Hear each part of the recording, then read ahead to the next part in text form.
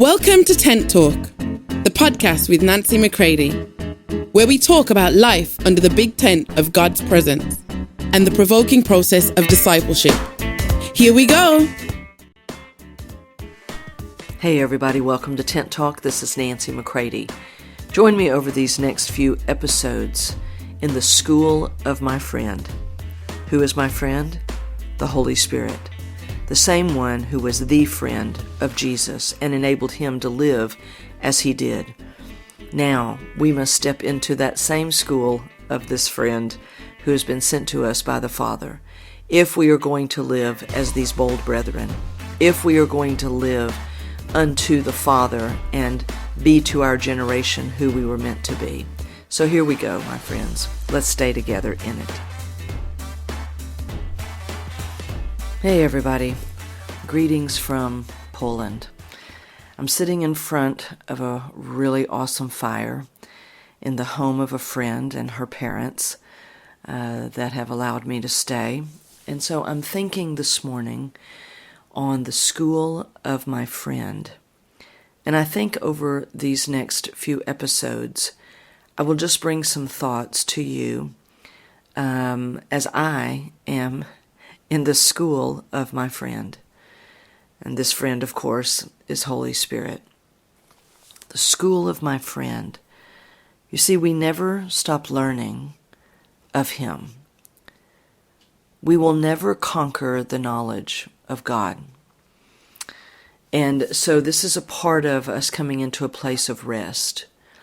Rather than thinking that somehow, we've missed it, we're never going to get it, we don't understand it. We need to know that we are in Him and He is in us, and that this life together with Him, this journey together with Him and with each other, is a forever learning curve of biblical proportions, that we are learning of Him, coming more and more out of independence, out of self, and coming more and more and more into greater dependency upon the one who Jesus said that He would send. He said, I am going to ask the Father, and He is going to send you another comforter, a counselor, a helper, an intercessor, an advocate, a strengthener, a standby, that He may remain with you forever. This is how Jesus talks about Holy Spirit in John 14, verse 16. So this is how we are going to come into the knowledge of God, our Father, that it is going to be an experiential, personal knowing. It is not intellectual first. It may eventually and hopefully hit your intellect, but it must first be received in spirit, because that's who we are. We are spirit, and we've been made one with Holy Spirit. And He is the one who is called the promise of the Father. He is the one who enabled, empowered, and made possible for Jesus to live as who He was and to accomplish all that He did. And therefore, we need to quickly enroll in the school of Holy Spirit, that He may mature us in the knowledge of the Father, that He may mature us in the ways of the Father, that we truly, truly become like Jesus, that we come into full agreement with the Father and the way that He does things. I've been saying this a lot lately over the last months, is how can we, the sons of God, continue to confess that His ways are higher than our ways and His thoughts are higher than our thoughts? Now, naturally speaking, of course that is true. And when it speaks this in Isaiah, of course, this is the initial truth, is that we are not the source of knowledge and truth. We are not just naturally inclined to the ways of God. No, naturally speaking, we go in the exact opposite direction of His thoughts and ways. But my friends, now we are born of Him. Will we be able to say, in deepening truth and realization that my Father's ways are my ways, His thoughts are my thoughts, and I want to come more and more and more into that living oneness. This is why in John 14, Jesus goes on to say in John 14, verse 17, the Spirit of truth.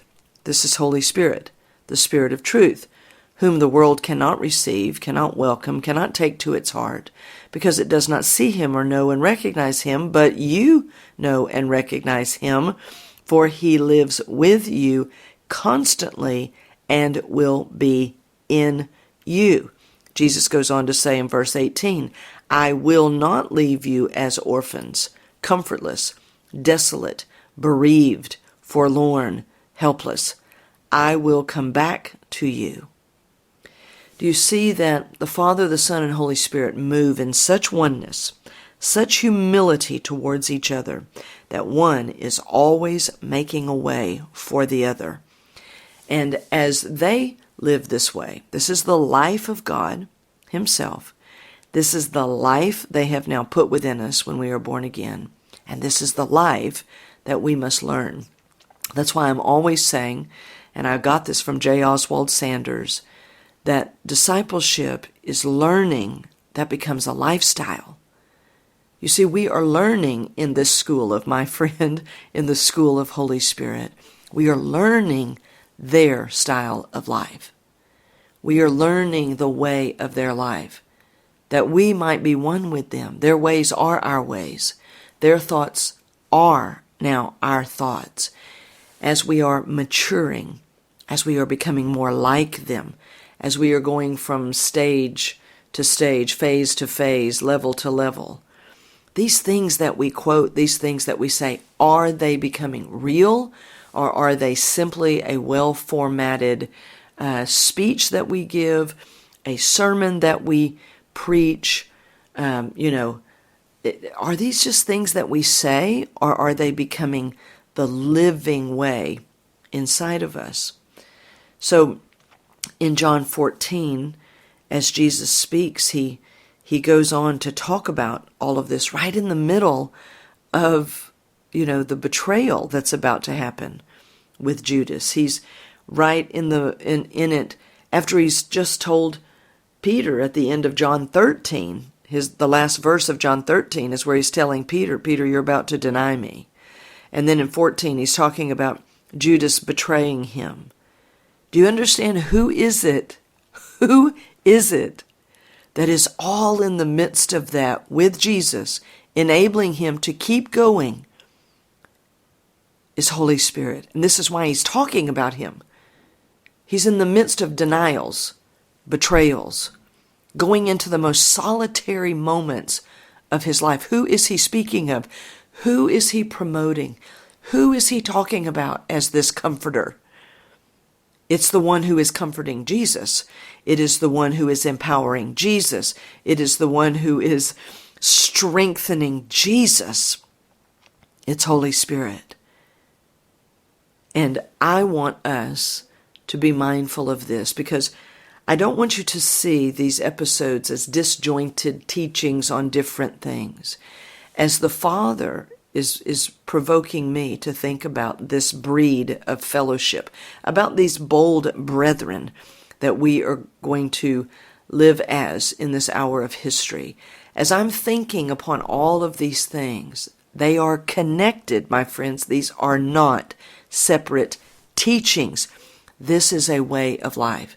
And I'm imploring you, I am beseeching you, step into the school of my friend, the school of Holy Spirit. He is going to school us the same way he schooled Jesus, the Son. As the Son walked through denials, betrayals, as he walked through a learning that he could not get any other way. He was saying to them, this is how I'm living. Now come this way with me. And in verse 25 in John 14, he says, I've told you these things while I am still with you. But the Comforter, the Counselor, the Helper, the Intercessor, the advocate, the strengthener, the standby, the Holy Spirit. This is how verse 26 reads. The Holy Spirit, whom the Father will send in my name, in my place, to represent me and to act on my behalf, He will teach you all things, and He will cause you to recall. He will remind you of and bring to your remembrance everything I have told you. And then he talks about the peace that he's leaving with us. He says, it's my own peace I now give and bequeath to you. That's an inheritance. Do not let your hearts be troubled, neither let them be afraid. Stop allowing yourselves to be agitated and disturbed. And do not allow yourselves, see, this is where we do not indulge this. Do not permit yourselves to be fearful and intimidated and cowardly and unsettled. See, he says this is something that we choose in the power of the Spirit.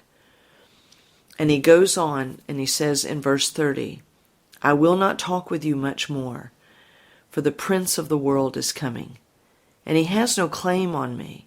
He has nothing in common with me. There is nothing in me that belongs to him, and he has no power over me. But Satan is coming, and I do as the Father has commanded me, so that the world may know and be convinced that I love the Father, and I do only what the Father has instructed me to do. I act in full agreement with his orders. Rise. Let us go away from here.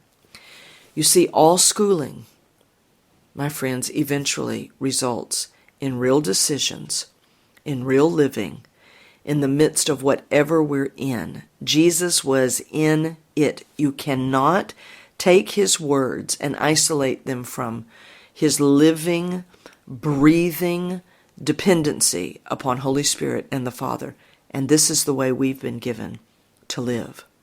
So if we're going to live as bold brethren, if we're going to know something about this breed of fellowship we're called to have with each other, it must first be because we have allowed the cultivating of the deep fellowship with the same one who enabled Jesus, who will be the same one who enables us, who is Holy Spirit. Come on now. Step in with me into the school of my friend, Holy Spirit. He is about to do in us that which he did for Jesus. If you're in the midst of denials, your own, like you've just been about to deny God, if you've been about to deny Jesus, if you are being betrayed, whether real or perceived, and you feel that everyone and everything is turning on you, you need to understand Jesus has lived this, borne it, experienced it, and overcome it. And he says, and now the same one who enabled me, I'm going to send him to you. The Father and I are going to pour Holy Spirit into you. You have been made one with him. Now lean into him and depend upon him. So maybe read John 14, 15, and 16 as preparation for these few episodes. John 14 and 16, Jesus speaks powerfully of Holy Spirit. And John 15 is on abiding. So stay with me in this, my friends. I'm glad we're under the big tent of God's presence and that we can go deeper with him and be connected more with each other. We are going to need this breed of fellowship that we will learn of in the school of my friend, the school of Holy Spirit. And of course, he is your friend, and he will school us together. Love you all. Talk to you soon. For more information on Nancy, please visit nancymccready.com or follow her on social media at NB McCready.